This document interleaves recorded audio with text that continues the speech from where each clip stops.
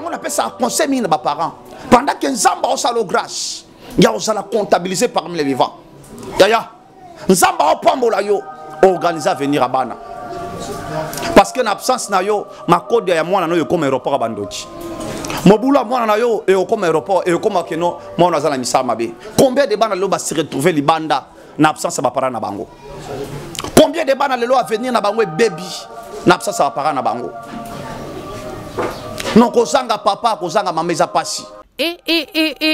L'orphelinat La Miséricorde lance un appel de fonds à toute personne des bons cœurs de pouvoir manifester leur amour pour les orphelins en les aidant financièrement ou matériel en vue d'accomplir notre devoir divin. Car la Bible nous dit, la religion pure et sans tache devant notre Dieu consiste à visiter les orphelins et le veuve dans leur affliction. L'orphelinat La Miséricorde est situé sur l'avenue Lukengo numéro 9 au quartier du 7 mai à la commune de Kissin sous référence Église Kimbangiste. Il est dirigé par l'homme de Dieu le prophète Adoula Aneko, numéro des contacts plus 1043 81 30 83 182. Nous attendons votre aide partout dans le monde. Que Dieu vous bénisse.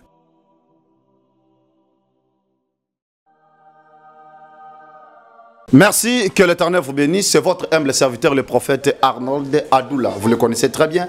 Le responsable de l'orphelinat La Miséricorde. L'orphelinat La Miséricorde est situé sur l'avenue Lukengo. Numéro 9, quartier 17 mai, référence Église Kimbangiste. Itinéraire hôpital d'État, arrêt Tiger. Là où que nous sommes, orphelinat La Miséricorde, nous avons 78 enfants. 78 enfants. Bana o bazoko la awa. Bana oyo bakana kite mais nature imposa bango aujourd'hui bazana katesika oyo. Mon frère, ma sœur Ozolandangai, bonjour, bonsoir par rapport à Ozolandanga. Dans les toka bola moi portion d'écriture. On comprendre pourquoi na yelelo liboso na bino. La Bible dit celui qui donne aux pauvres prête à l'Éternel. Et l'Éternel lui rendra selon ses œuvres. Ya liboso. Ya mi balé Bible ont recommandé biso lobi celui qui souffre a la droit à la compassion de son frère, de son ami, même s'il a abandonné la crête de l'Éternel. Job 6,14. Celui qui souffre a la droit à compassion de son frère, de son ami, même si il a abandonné la crête de l'Éternel. Yaya na liboso na bino, maman na liboso na bino. Musala oyo ngabo na kokate. Bible so ba malamu que heureux celui qui s'intéresse aux faibles. Au jour du malheur, l'Éternel en délivre et l'Éternel garde et conserve la vie.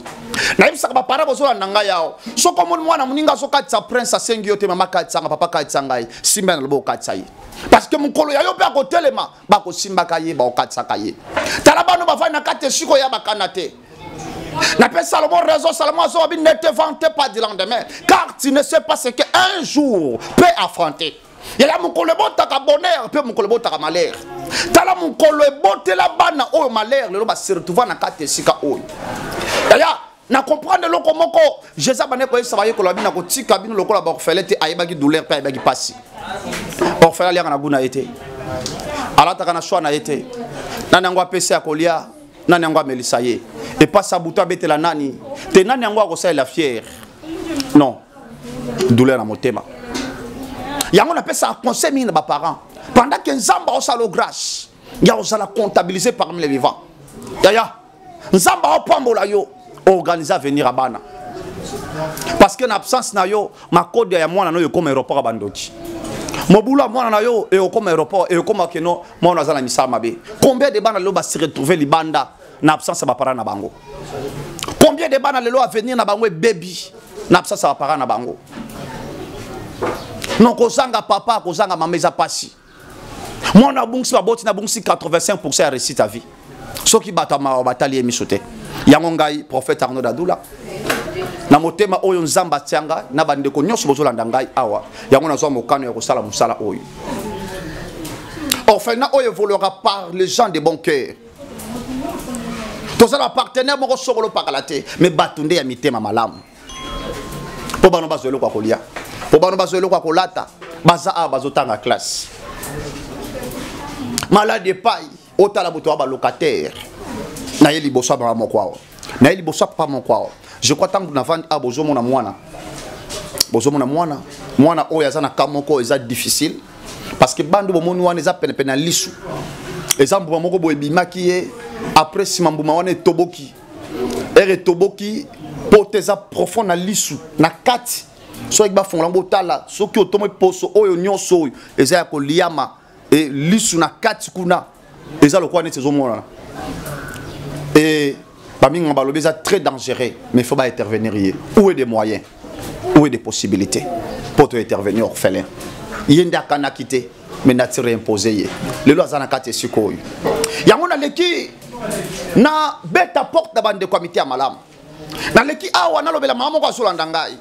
Na leki na lobela papa mon ko solandangai. Mon frère, ma sœur, voilà l'occasion qui se présente devant toi. Celui qui donne aux faibles prête à l'Éternel, et l'Éternel lui rendra selon ses œuvres. Ma combien sur le bas? Dans Psaume 41, verset 1. Heureux celui qui s'intéresse aux pauvres, au jour du malheur, l'Éternel en délivre. Tu le heureux sur la terre. L'Éternel ne te livrera pas dans les bons plaisirs des ennemis. Et l'Éternel te soutient même dans les lits de douleur. Peut-être que tu as quelconque. On a posé un ambassade là. Kota likama mwana oyo nzamba ozanga te kopambola yo tozala bana awa même mabande ko bayana bango basala tena fep awa bamsu basala tena sauce to luka to kipe bayaya to kipe oyo voilà et ça lui passe dans mon thème mama papa na ngai ozolanda ngai oyo likambo e concerne yo yaya kota likambo oyo et bien so ba que celui qui donne aux pauvres ne trouve pas la 17. Nous ne laissons pas de faire de bien, car nous moissonnerons tant convenable si nous ne laissons pas. Est-ce que ça je dois le faire afin que je puisse moissonner? Non, je dois le faire, cela. C'est l'une des recommandations divines. Parce que Esaïe zolo malamu ke tokoko bonde tokolo minoka ba ya banjelu mais soki to sana bolingote na bato to zomona te eza pamba. Te vrai jeune ya solo, jeune ya solo ezate ko kila biloko, mais jeune ya solo ezako kabola oyo zala ngona bandeko baza mipanzi na yo. Na bengi siyo yaya. Talaka ya mwana oyo. Il faut intervenir ye. Moto nyonso mote malamu ozolanda nga yao, likambo oyo moni yango, otali yango e concerné yo. Total ba bébé tozana bango awa.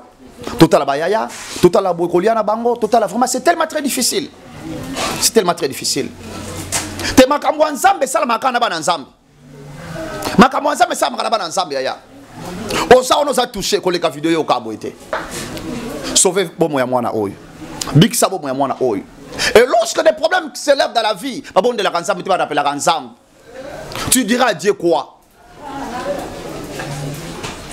Tamba pour mettre le maka, ba yebisa nzambe Seigneur souviens-toi de moi. Na moni mwana mobali moko na Bible Ézéchias. Mwana mobali oyo azaki roi. Mais kokota ko sobo konzinaye abande ko sala bolamu. Mais il y avait un jour, roi Ézéchias abeli maladie à luxeur, maladie à maba. Maladie à maba ça plus que mbasu. Maladie à luxeur, maladie à maba. Roi. Et le prophète Esaïe, le prophète messianique. Ayo ko yebisa roi Ézéchias alobi, maladie ozobelo kokufa na yango. Ainsi dit l'Éternel. Il y a ainsi dit l'Éternel, l'accès éthique à la bongo. Et première fois, Nzamba za mwana motote pour être loba baluka. Mais bien le talabo lamu et sandisa maloba. Et sandisa maloba ensemble. Ma obo lamu et sandisa décision ensemble. Le prophète Esaïe a copié un message oyo. Ézéchias a tellement tiré baboko likolo. A tiré l'ongnamir. A dit Seigneur, souviens-toi de moi. Zokande, ma combien zoloba, celui qui donne aux pauvres, prête à l'Éternel, et l'Éternel lui rendra selon ses œuvres. Naïebe bon payeur, c'est le Seigneur Jésus-Christ Nazareth. Il paye du bien par du bien. Il paye du bien par du bien, yaya. Pendant que le prophète Esaïe Zobima, mon frère, ma sœur, Bible Zoloba Lamouke, Nzamba Kiti, ayebisi prophète Esaïe Kendo Koyebisa. Ézéchias n'a bakisi 15 ans de plus. na bakisi à cause ya bolamu na ebite loko nezo trumato yaya na ebite loko nezo nyokola yo metalaka ya mwana oyo kotalika mwana oyo na mona batu à cause à sac de riz malade obengaka incurable VIH bika na mona babota kate mais à cause à lesi bitike nzamba pesi mabota na mona bakanga bango mikanda ta milaya kenda pota zoka mukanda te mais à cause à geste à sali pona ba orphelin nzamba fongoli yako seye nzamba bana bitike na bike nzamba atikala nonga moto te il ne manquera pas te donner un témoignage. Lorsque je regarde les enfants, à un moment donné j'ai des larmes dans mes yeux, je n'arrive pas même à parler de voir que ce n'est pas eux ont voulu basumu qui était pas mérité au baso mérité awa basumu qui était pas mona au baso mona na kate sikon mais nature imposée j'ai des larmes dans mes yeux lorsque je regarde cet enfant. Il souffre azana kate sikon maman ni akol babité parce que moi je suis là, je peux le faire cela. Prophète, on a demandé combien, moi je peux faire. Non prophète, moi je peux prendre ça en charge. Na cause en charge, tu es là. Tu es là, yaya. Et le ciel ne manquera pas te bénir. L'ole rosanga te ko pambola yo. L'ole rosanga te ko kanisela yo. Oh non, moi je dois le faire cela. Te na soutenir. Si na l'équilibre sur la bino pour na solliciter, c'est à cause d'un $450. Parce que je n'ai rien. À un moment donné, ah on a otala boye na moment oyo. La salle première nyongo ya loyer. 5 mois, je n'ai pas encore payé. Et m'a donné la classe na bayaya. Ba osala tena faible tena sauce. Bayam so osala l'exeta même année. Et ba yaya primaire, bon bazana la classe à 16 ans gratuit. Mais si gratuité comment moi on ko la biso, mais bayaya secondaire za passi. So otala sou kaya malade. O kanisa kolia, o kanisa kolata na bango, o kanisa classe, o kanisa bisika o bazola la toza ba locataire, to on a kota lisuma ka malade. Yango na ye na liboso na yaya na itoka bola lipamboli ensemble ngana yo toka bola lipamboli oyo osungi mwana nzamba pambola yo okotika ya mwana nzamba surprendre yo nzamba pesa yo témoignage et nzamba fongola pok chabolam lipamboli za la partage na yo soki za na batu bako resisaka te yo resir na kombo ya Yesu même pendant que zola nango bi non prophète je dois le faire cela kaka nengo lati désir wana nzamba lola noksa mfula ya lipamboli zala mutu ko zala mokila te.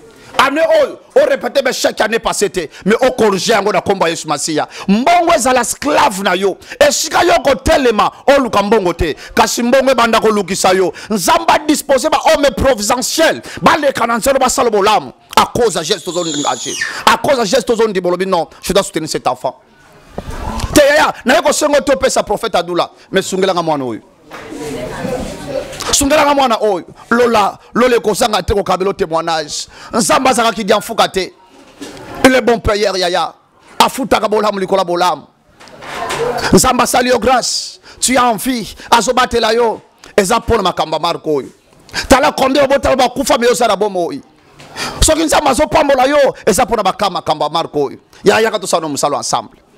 Obi prophète na contacter bino wapi na ozwa bino ndenge nini numéro téléphone eza na bas d'écran yango wana ba komiona plus 243 81 30 83 182 plus 243 81 30 83 182 lole kozanga te ko pambola yo adresse na biso ezali avenue Lukengo numéro 9 quartier 17 mai référence église Kimbangiste itinéraire hôpital d'état commune de Kisenso arrêt Tigère est-ce que tu as mis boyoka commune to 23 commune de Kisenso combien qui c'est ça qu'a fréquenté tout ça quoi na lié na lié moko ya na fait fond na suka loko ya mboka batebele ba bi combien qui c'est souté na ngwa ya kotalo na bisika boy na ngwa ya ko cancela yo kotala mwana oyo aza pe anémique